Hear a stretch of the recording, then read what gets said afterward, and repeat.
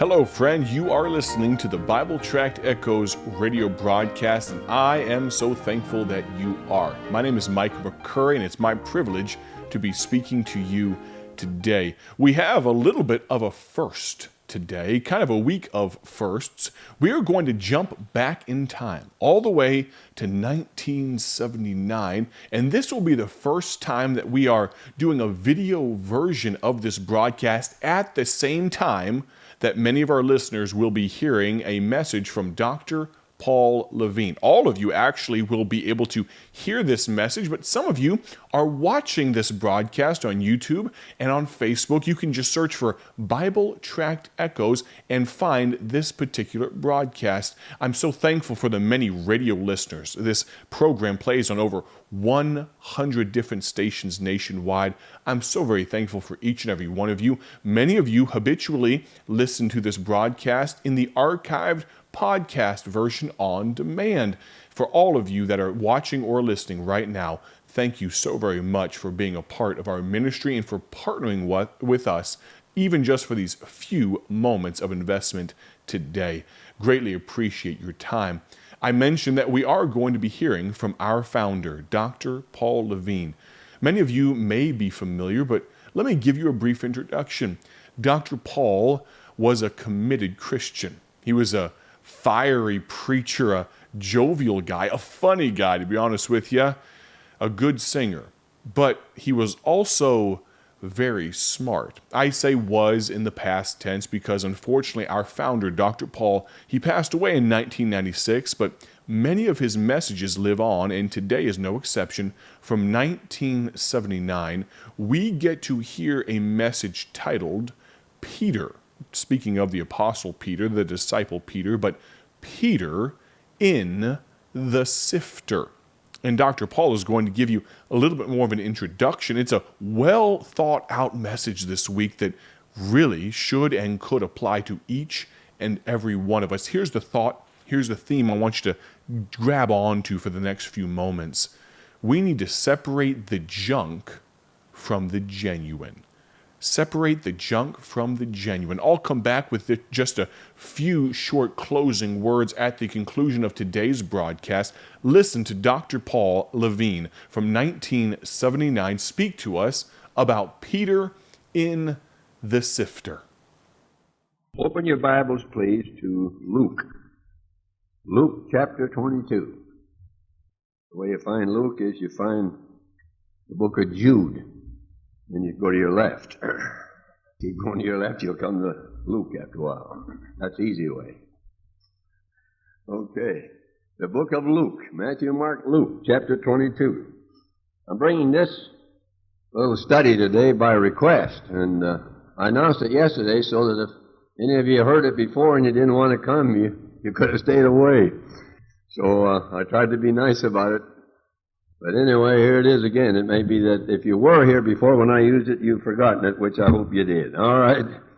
Now, Luke chapter 22, and look with me at verse 31. The Lord said, Simon, Simon, talking to Simon Peter, Simon, Simon, behold, Satan hath desired to have you, that he may sift you as wheat. But I have prayed for thee, that thy faith fail not. And when thou art converted, that doesn't mean when you get saved, when you get converted and get saved. The word converted means to be turned around again. So what he's saying is, when you get converted, when you get turned around again, when you get back on the right track and get down where you belong, then you can strengthen your brethren. Because of what you're going to go through, you'll be able to help your brethren when they go through this. Verse 33, and he, Peter, said to him, Lord, I am ready to go with thee both into prison and into death. Now, Lord, I'm just going to follow you. I'll go right with you. If you go to prison, I'll go with you. You die, I'll go with you. All right, now notice what the Lord said, verse 34. And he said, I tell thee, Peter, the cock shall not crow this day before that thou shalt thrice deny that thou knowest me. That was a big surprise for Peter. I can't believe that, Lord. You're telling me that I'm going to deny you 3 times, he couldn't believe it. And he said unto them, well, we won't read any further than that. We'll stop at verse 34. The cock shall not crow this day before that thou shalt thrice deny that thou knowest me. Now notice in verse 31. The Lord said to Peter, Simon, Simon, behold, Satan hath desired to have you, that he may sift you as wheat.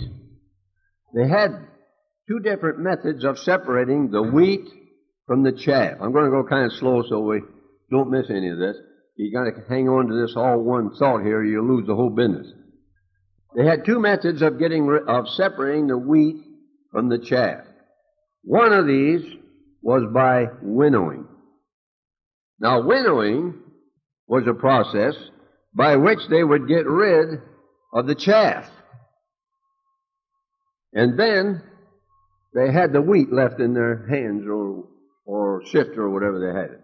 Not the sifter, but they would, for example, they would throw the wheat and everything up in the air, and the wind would blow the chaff away.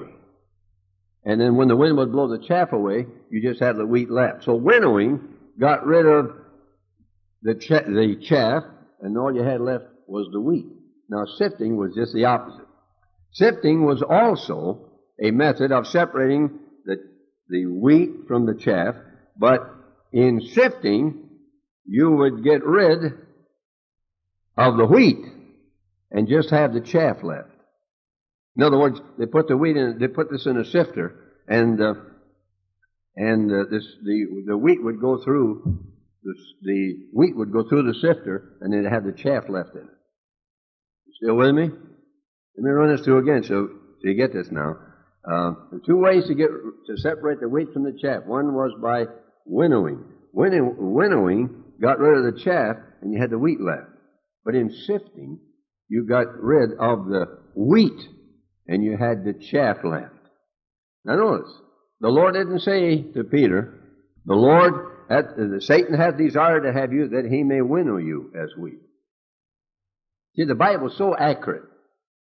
The Bible doesn't make any mistakes.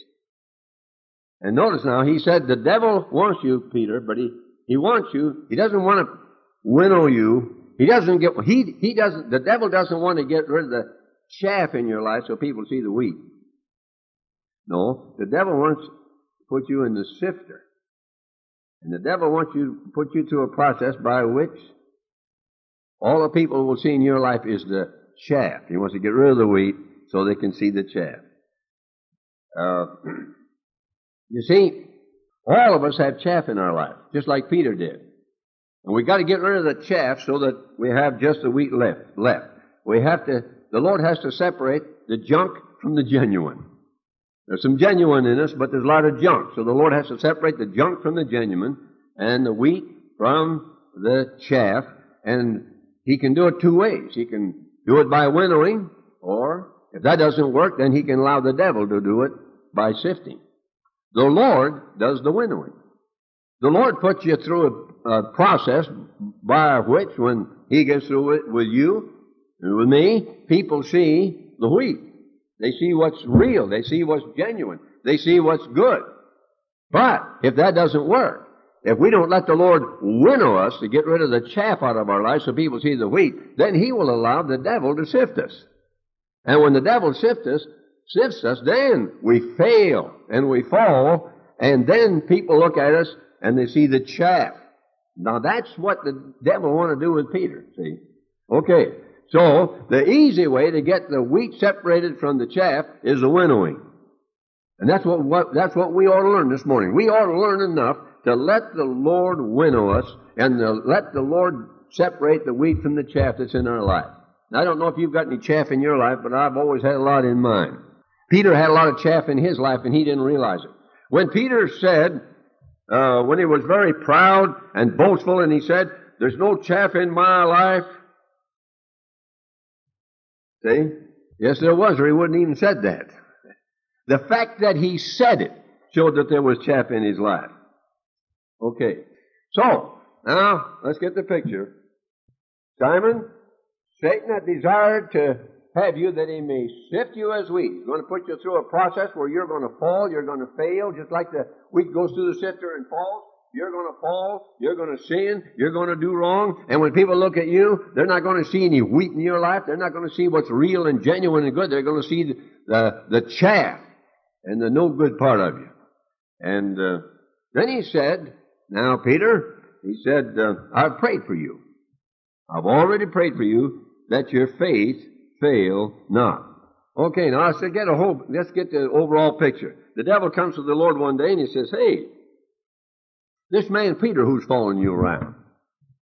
Now, he seems to be kind of a big wheel in your crowd, but I want you to know, this is the devil saying this to the Lord now. I want you to know that this man Peter is just a big, wandering, thundering, blundering bag of wind. He's all show. He's just a big mouth, blustering hypocrite. He's a phony. He's a fraud. There's no wheat in him. He's nothing but chaff. And if you just let me put him through the sifter, I'll prove it to you. I'll prove he's nothing but chaff. And I'll prove it to everybody else. I'll prove it to his wife. And if you got any kids, I'll prove it to his kids. And I'll prove it to his pastor. I'll just prove to everybody that he's no good at all.